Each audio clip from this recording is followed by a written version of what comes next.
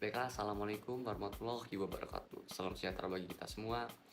Baiklah, pada kali ini sebelumnya perkenalkan nama saya Iqmal Abrar. Saya merupakan mahasiswa Ilmu Komunikasi angkatan 2022 Universitas Andalas di tepatnya kelas B. Nah, pada video kali ini saya akan membuat video tentang beberapa aspek yang mungkin sangat mempengaruhi pada inovasi di sektor ekonomi Indonesia pada era digital saat ini. Nah, langsung saja, ada beberapa aspek yang mungkin akan saya bahas pada video kali ini.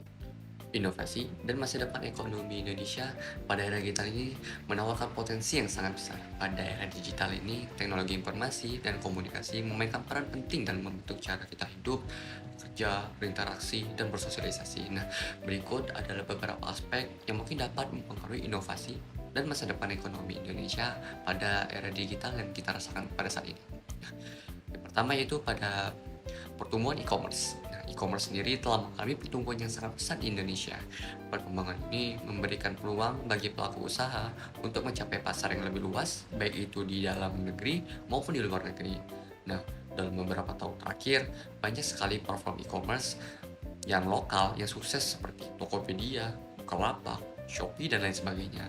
Pertumbuhan e-commerce di Indonesia ini sangat mendorong inovasi di sektor logistik, pembayaran elektronik, dan layanan pelanggan.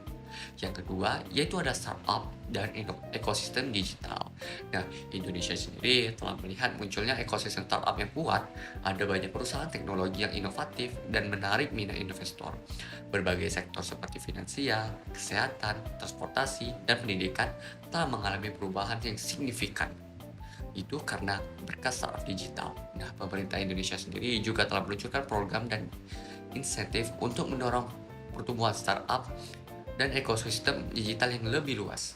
Membangun infrastruktur digital yang kuat seperti jaringan broadband, terus dan lain sebagainya yang lebih luas dan terjangkau. Nah, akan membantu dan meningkatkan konektivitas dan aksesibilitas di seluruh Indonesia.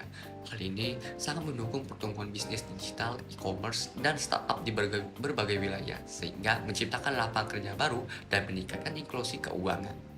Nah, yang ketiga yaitu ada peningkatan akses internet. Dengan adanya penetrasi internet yang semakin tinggi di Indonesia telah membuka peluang baru dalam bidang e-commerce, edukasi online, dan kerja jarak jauh. Perkembangan teknologi jaringan seperti 4G, 5G, dan mungkin bakal ada 6G mungkin memungkinkan akses yang lebih cepat dan andal ke internet di seluruh negeri, termasuk di daerah pelosok-pelosok. Peningkatan akses internet ini dapat meningkatkan inklusi digital dan memperluas basis konsumen serta pasar bagi perusahaan. Inovasi fintech seperti perkembangan teknologi keuangan juga memainkan peran penting dalam pertumbuhan ekonomi digital Indonesia. Layanan fintech ini seperti pembayaran digital, peer-to-peer lending, terus investasi online yang telah mengubah cara masyarakat mengelola keuangan mereka. Inovasi di sektor fintech ini memberikan akses ke layanan keuangan yang lebih mudah, terjangkau, dan aman bagi masyarakat yang sebelumnya tidak terlayani oleh lembaga keuangan yang mungkin masih konvensional. Nah, yang kelima yaitu ada industri kreatif dan digitalisasi. Tentu saja, industri kreatif ini seperti film, musik, permainan, dan seni digital memiliki potensi yang sangat besar untuk pertumbuhan di era digital ini. Karya seni dan konten digital dapat diakses oleh audiens global dengan bantuan platform online dan distribusi digital. Digitalisasi juga telah membuka peluang baru dalam pemasaran dan monetisasi konten kreatif, sehingga mendukung pertumbuhan industri kreatif Indonesia. Nah, yang selanjutnya yaitu pemberdayaan usaha kecil dan menengah atau UKM atau yang biasa kita sebut dengan UMKM juga. Nah, merupakan tulang punggung ekonomi di Indonesia. Inovasi dalam hal pendanaan, pelatihan, dan pemasaran sangat dapat membantu UKM kita untuk tumbuh dan bersaing di pasar global. Platform digital seperti yang mempertemukan UKM dengan konsumen dan pembeli internasional juga dapat meningkatkan daya saing mereka. Nah, yang terakhir yaitu pertanian berkelanjutan dan teknologi pertanian. Tentu saja, inovasi di sektor pertanian atau sektor agraris ini sangat penting untuk meningkatkan produksi pangan, mengurangi kerugian hasil panen, dan memperbaiki efisiensi penggunaan sumber daya alam.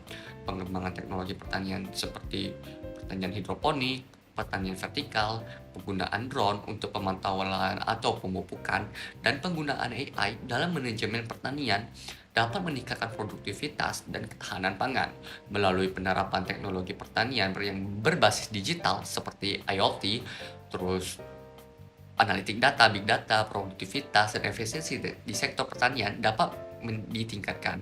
Ini akan membantu meningkatkan hasil panen, mengurangi kerugian, dan meningkatkan kesejahteraan petani. Untuk meraih potensi penuh dari inovasi dan masa depan ekonomi di Indonesia pada era digital ini, ada beberapa tantangan yang perlu diatasi. Tantangan tersebut tak lain yaitu meningkatkan literasi digital, mengatasi kesenjangan akses internet di daerah pedesaan atau pelosok, mengembangkan kebijakan yang mendukung inovasi, serta memastikan perlindungan data dan privasi penggunaan dalam lingkungan digital. Pemerintah, pelaku industri, dan masyarakat seharusnya bersama-sama untuk mengatasi tantangan ini dan memanfaatkan potensi inovasi di era digital agar Indonesia dapat berkembang menjadi ekonomi yang lebih kuat dan inklusif. Nah, baiklah, mungkin hanya itu saja beberapa aspek yang mungkin akan sangat mempengaruhi sektor ekonomi pada era digital Indonesia saat ini. Mungkin hanya itu saja, saya akhiri. Wassalamualaikum warahmatullahi wabarakatuh.